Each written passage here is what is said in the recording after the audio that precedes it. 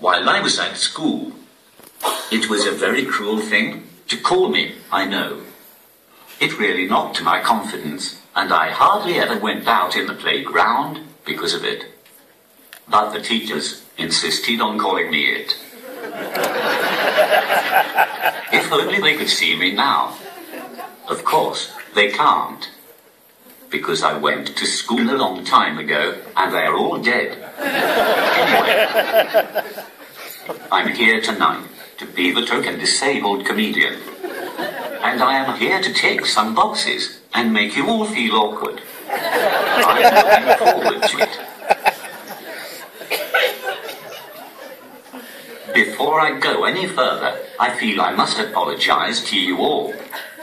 It has been brought to my attention that some of you come to comedy gigs to see those traditional comedians who can actually speak. I'm afraid that won't be happening in my case. Unless any of you can perform miracles. And even if you could, I'd rather you didn't try. That would really fuck up my career.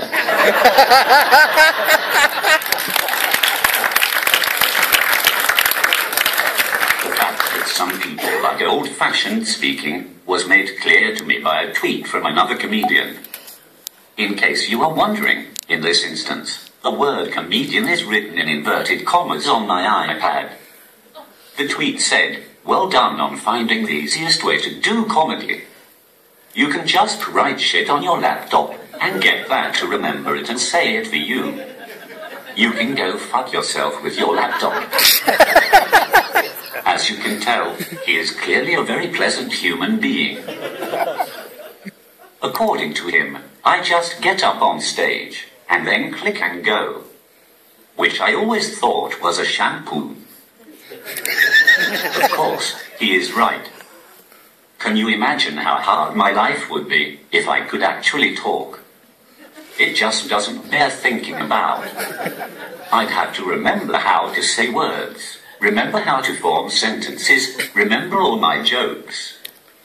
Clearly, by choosing to be disabled, I have taken the easy way out.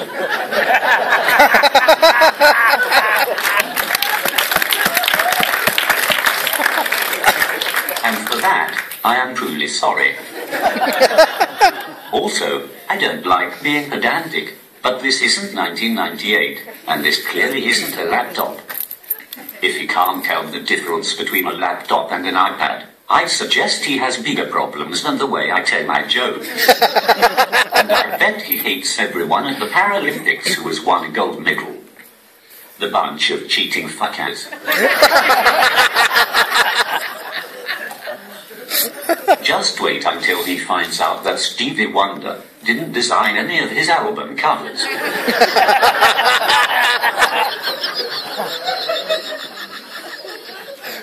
Whatever will we have next? People who are so lazy that they use wheels instead of legs. Blind people who use dogs as some sort of slaves. People with no legs who try to murder their girlfriend and get away with it.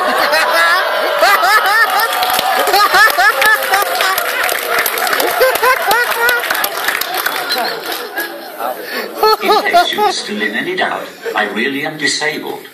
It's definitely not just really good acting. And I'm not just in it for the parking space. I lost my voice when I was very young and I haven't found it since. Don't you just hate it when that happens? I've looked everywhere for it. Down the back of the chair, in the washing machine, everywhere. On the bright side, I did find the television remote control, £3 and change, and a used Rubber Johnny. That's now safely back in my wallet.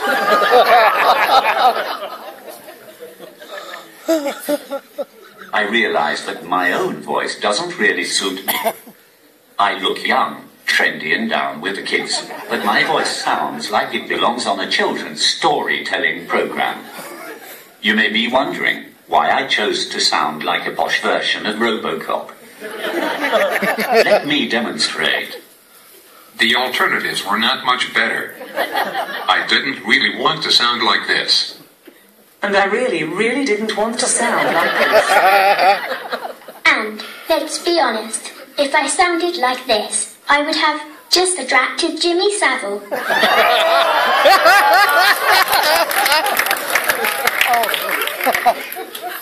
I have lived in Newcastle all my life, but for some reason, I still haven't picked up the accent.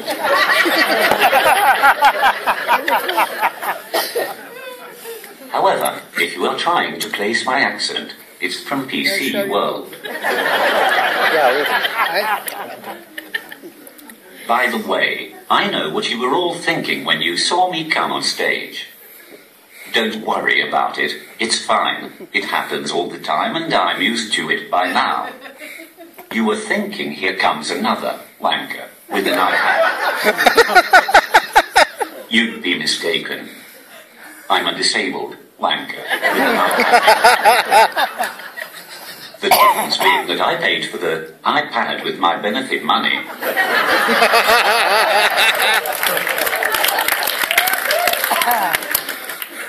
Don't tell David Cameron.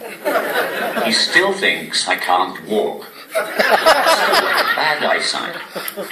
And have a problem with my bladder.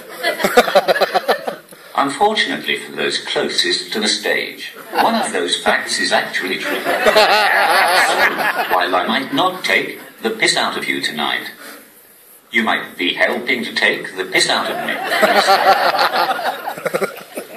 As you can see, most of my jokes write themselves. But that's the beauty of autocorrect on the iPad. Of course, autocorrect isn't always my friend. For those of you who don't know, autocorrect is when the iPad tries to guess what you are typing and changes it for you. As you can imagine, this can become pretty annoying and slightly embarrassing when you use it as a communication aid. For example, I got some chewing gum stuck in my hair the other day. I asked my mother if she knew how to get it out.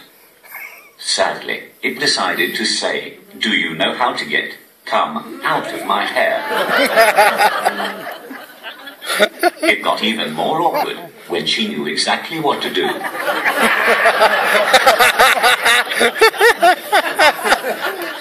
On a similar note, I asked my best friend if he had a pen I could borrow recently. I didn't expect him to say, "Can I borrow your penis?" We are no longer friends. I got thrown out of a paint shop when I said I wanted to defecate in the living room.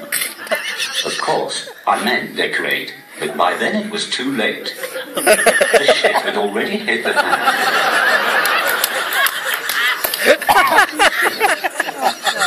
Literally. And who can forget the time I told my sister I wanted to tuck her children into bed?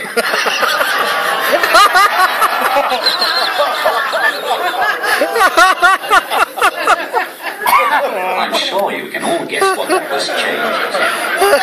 It earned me the nickname, Gary Glitter. As you can see, you have to be careful what you type. It's enough to give anyone a pancake attack.